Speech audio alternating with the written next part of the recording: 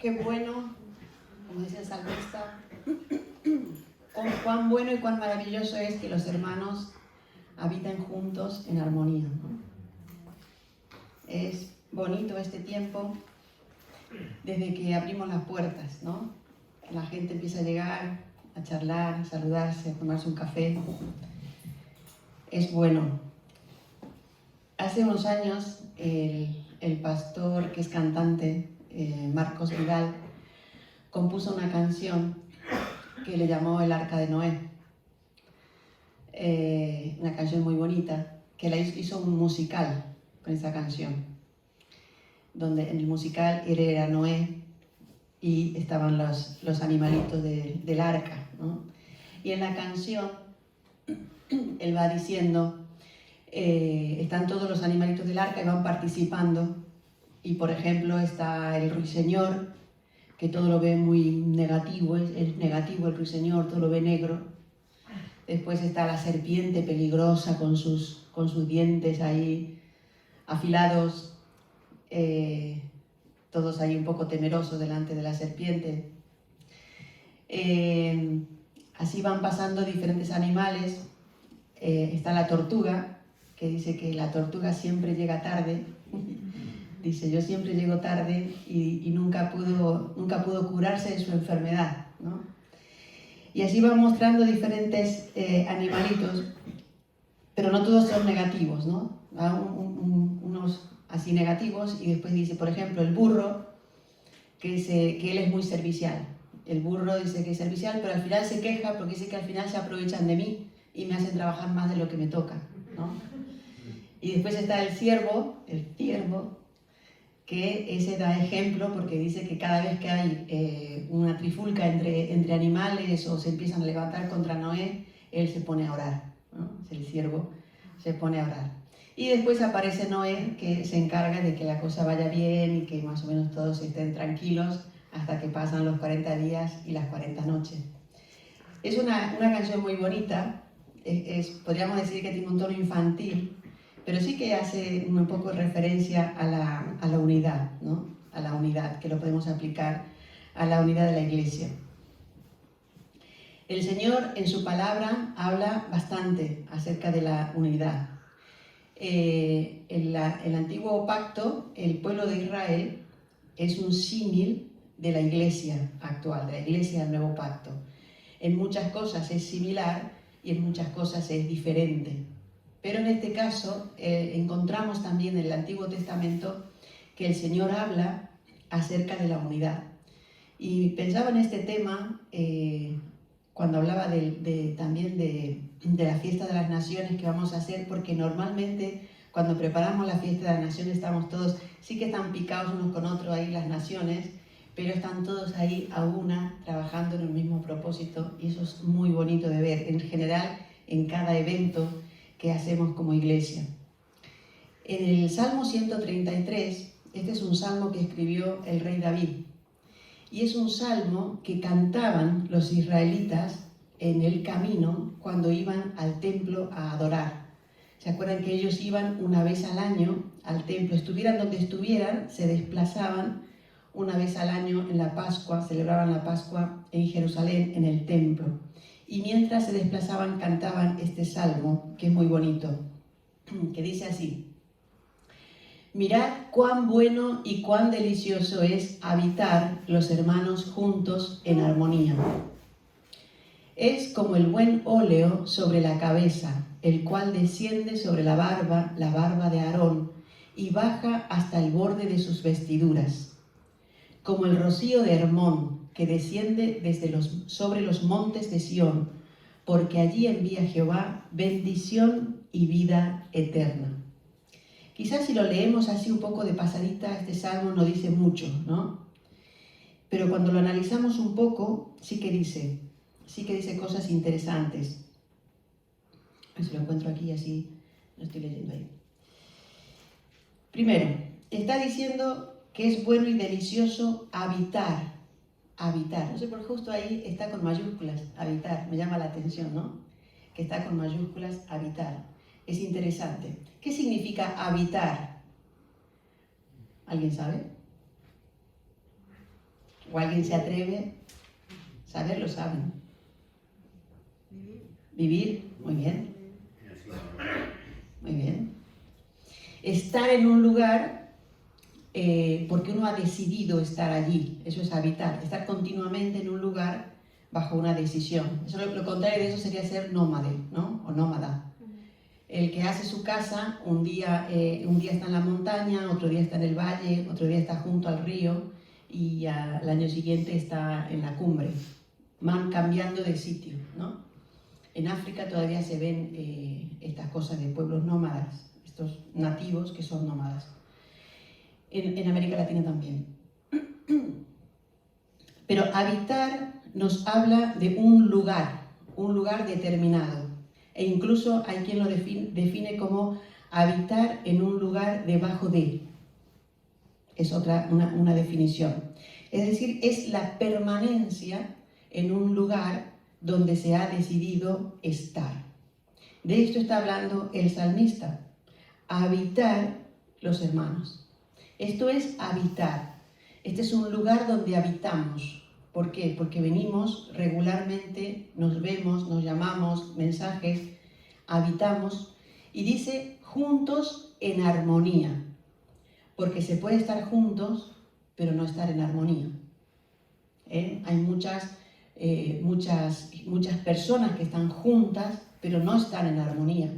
Llámese familia, llámese pareja, llámese gente que está trabajando en un determinado lugar, lo que sea. Puede haber personas en diferentes lugares, estructuras, que están juntas, pero que no están en armonía. Pero el rey David dice, cuán bueno y cuán delicioso es que los hermanos, que habitar los hermanos juntos en armonía. Es difícil la armonía. La armonía no es algo que se consiga fácilmente. La armonía hay que trabajarla. Hoy en día es difícil ver unidad en el mundo, porque el mundo, ¿qué hace? Se dan de codazos unos a otros, porque cada uno quiere sobresalir, ¿no? El individualismo es lo que domina en la sociedad. Y entonces uno quiere sobresalir y para eso tiene que pegar codazos a otro o hace las cosas por motivaciones oscuras, ¿no? Buscando el propio beneficio. Eso en el mundo lo vemos con mucha facilidad, ¿no? Vemos los trepas, vemos en la televisión, los políticos. Eso en el mundo es moneda corriente, ¿no? No viven en armonía, no viven en armonía. Pero el Señor dice que es bueno que los hermanos habiten juntos en armonía. El Señor nos manda a los cristianos a que vivamos en unidad, en armonía. Ahora, ¿qué pasa donde hay armonía? ¿Qué es lo que hay donde hay armonía? Hay amor, hay respeto, hay consideración por los demás. Cada uno sabe dónde tiene el límite, no se puede pasar del límite. Entonces respeta a la otra persona respeta a uno. Si todos nos respetamos, habrá un ambiente de armonía. Y entonces viene la unidad. Cuando empieza a perderse eso, se empieza a diluir la unidad. Cada uno pretende sobresalir por encima de los demás, se empieza a diluir. Ese concepto de la unidad se empieza a diluir. Y de ahí vienen algunas palabritas que son un poco complicadas, ¿no? Que dice aquí el rey David. Dice que es como el óleo sobre la cabeza, ¿no? Nosotros pensamos del óleo, la pintura, ¿no? El óleo. Es el aceite, ¿no? El aceite de la unción. ¿Se acuerdan que en el Antiguo Testamento vemos mucho que cuando Dios Dios decide que una persona va a hacer una función determinada, alguien va a consagrar para una función determinada, viene la unción, le echaban aceite en la cabeza, ¿no? Lo tenemos en el rey David, en el rey Saúl, lo vemos con los profetas también, que el aceite sobre la cabeza. Claro, nosotros no lo hemos visto nunca, eso, ¿no? Porque está escrito en la Biblia, no sabemos bien cómo es. Pero dice que es el buen óleo sobre la cabeza. El óleo representa la unción. La unción es la presencia de Dios. Es como que Dios dice, mi presencia está contigo para que tú hagas la tarea que vas a hacer. Utiliza una persona que le va a echar el aceite, que le va a ungir a ese profeta, rey o lo que fuera. A eso se está refiriendo el salmista. Es como el buen óleo sobre la cabeza. Y dice, el cual desciende sobre la barba de Aarón, y baja hasta el borde de sus vestiduras. Desciende. Resulta que en el procedimiento de la unción no se hace sobre la coronilla, no se hace aquí arriba, sino que se hace aquí, en la zona occipital, que decimos los médicos, ¿no? Aquí. Pero para que el aceite se eche ahí, ¿cómo tiene que estar la cabeza? Hacia abajo. En flexión total. Esa es la actitud de humildad. Sin humildad no hay unción. Si no nos humillamos delante de Dios, no hay unción. Por eso es interesante, porque en esta posición el aceite se derrama aquí y viene hacia la barba. Viene hacia la barba y cae hacia las vestiduras.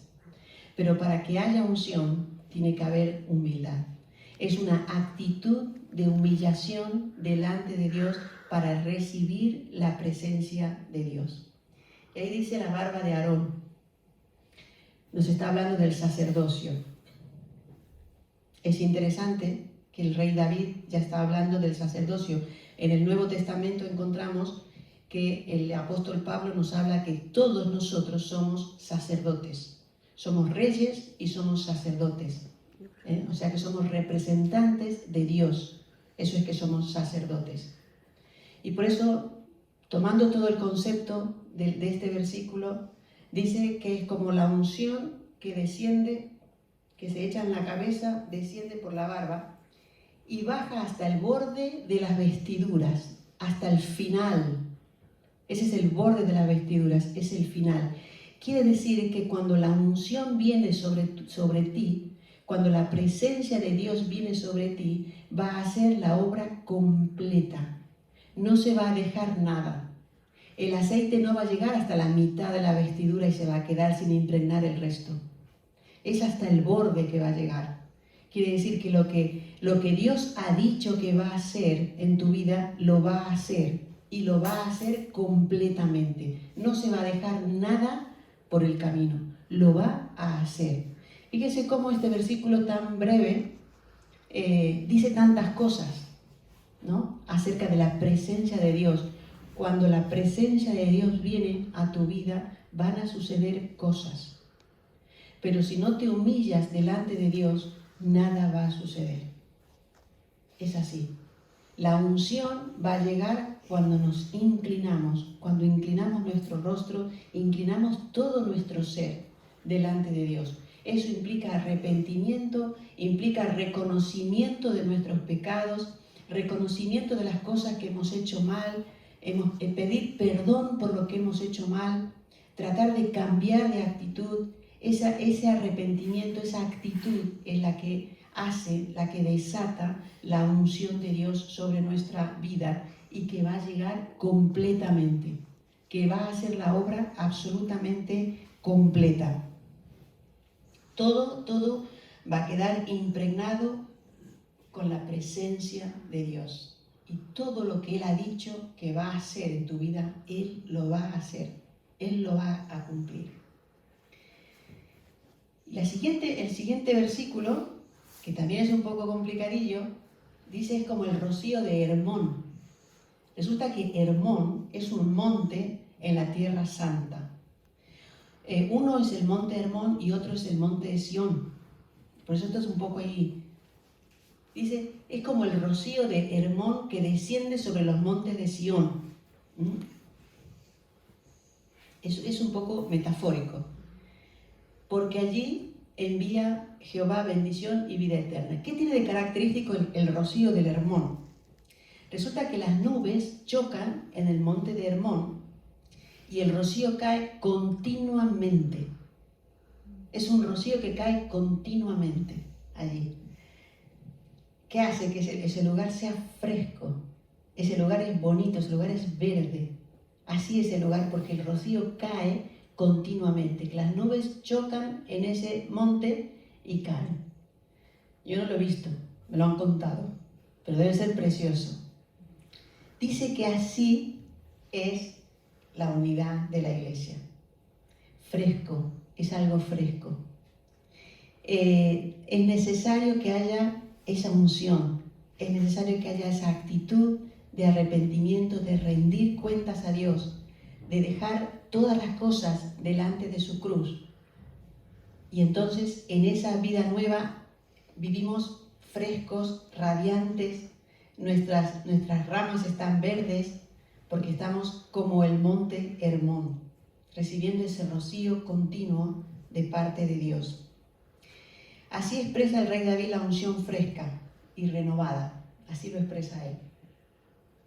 ¿Qué tiene que haber para que haya unidad? Respeto, reconocimiento, consideración, amor los unos por los otros.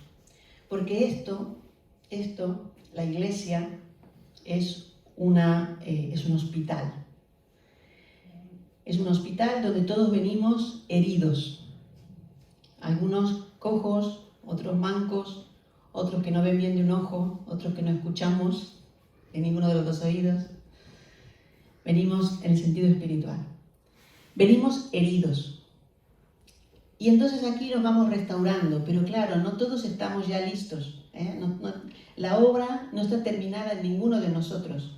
Entonces fallamos muchas veces. Pero si tenemos respeto, nos consideramos unos a otros, tenemos esa capacidad para entender que el otro tampoco es una obra terminada, como yo no soy una obra terminada. Y dice la palabra que el amor cubrirá multitud de pecados. Entonces, si hay amor, eso puede cubrir las faltas y entonces puede haber esa unidad que Dios espera que haya en nosotros. Esto lo enseñaba el rey David en el Antiguo Testamento. Pasamos al Nuevo Testamento en el libro de los Hechos, capítulo 1 y versículo 3. Dice, a quienes también, leamos desde el 2, puede ser.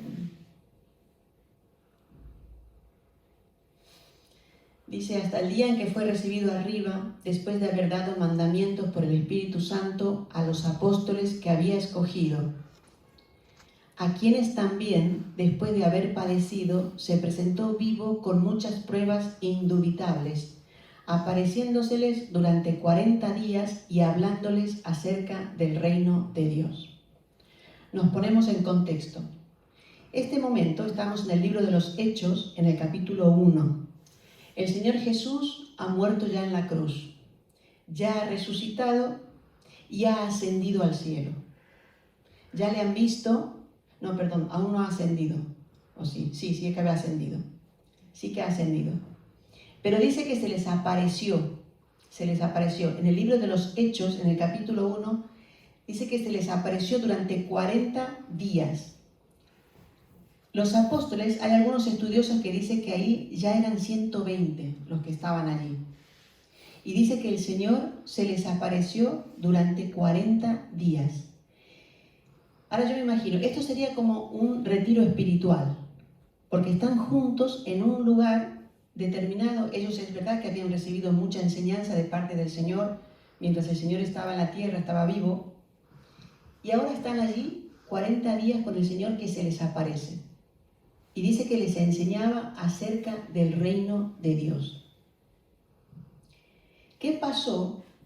Que cuando llegamos al capítulo 2 y versículo 1, dice, cuando llegó el día de Pentecostés, estaban todos unánimes juntos. Unánimes juntos. Tiene que haber pasado muchas cosas en esos 40 días. ¿Ustedes se imaginan un retiro con Jesús? Que está Jesús enseñando allí, hablando del reino de Dios, y te dice, pero es que esto no está bien en tu vida, esto lo tienes que cambiar, o mira esto que has hecho. esto es bueno, esto tienes que potenciarlo en tu vida, este es un don que te hemos dado el Padre y yo, esto lo tienes que potenciar, lo tienes que desarrollar. Todo eso a ese grupo de personas, enseñándoles que se tenían que amar unos a otros durante 40 días. Claro, era normal que estaban unánimes. Estaban juntos y estaban unánimes. Era normal porque el Señor estaba trabajando en ellos durante 40 días. Yo recuerdo cuando estábamos en Argentina cuando era joven y nos íbamos de retiro. Me acuerdo de un retiro en especial que nos íbamos a la montaña y había una hostería allí y hacíamos un retiro. Y pasábamos 4 días. Y recuerdo un retiro en especial que había 2 chicos que eran de diferentes lugares, que se odiaban a muerte, yo no sé, y discutían y tal. Y el último día del retiro, la última reunión donde hablábamos todos de qué es lo que habíamos aprendido, llorando, se abrazaron, se pidieron perdón, se reconciliaron. Y fue algo impresionante porque es que nadie me dio así, nadie fue a decir que tú tienes que hacer eso, No, fue simplemente el espíritu que había en ese retiro, la palabra que se daba y tal.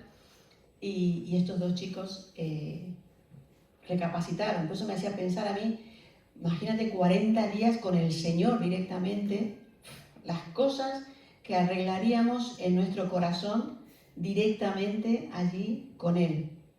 Claro, ellos allí estaban unánimes. Unánimes quiere decir con un solo propósito, en una sola dirección. Todos con un mismo propósito. No solo estaban juntos, sino que estaban unánimes. Donde hay esa unidad, claro, hay derramamiento del Espíritu Santo. Esto pasó en el día de Pentecostés. Después de ese trabajo de Jesús, de esos días, llegó el Espíritu Santo y se derramó el Espíritu Santo sobre la iglesia. ¿Y cómo empezó la iglesia? Con un poder impresionante. Salían, evangelizaban, hablaban de Jesús, la gente se convertía, todos querían unirse a ellos y querían tener las cosas en común y se amaban unos a otros, se cuidaban, se protegían. Era el amor que realmente Dios había sembrado en sus corazones. Si queremos que pasen cosas en nuestra vida, si queremos que pasen cosas en nuestra iglesia, tenemos que darle ese lugar al Señor. Tenemos que tener ese encuentro con el Señor para que Él nos cambie. Vamos a ver una de las consecuencias de esa unidad.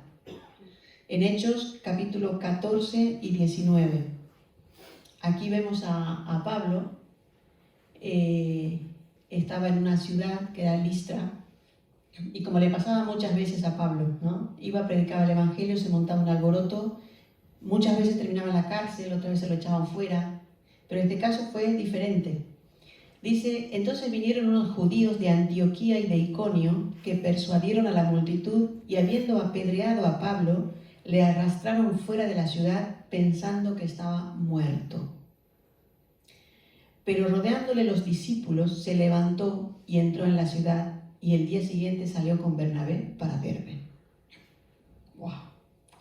Aquí tenemos a Pablo predicando el Evangelio. Le dan una paliza, apedreado. ¿Cómo sería que pensaban que estaba muerto?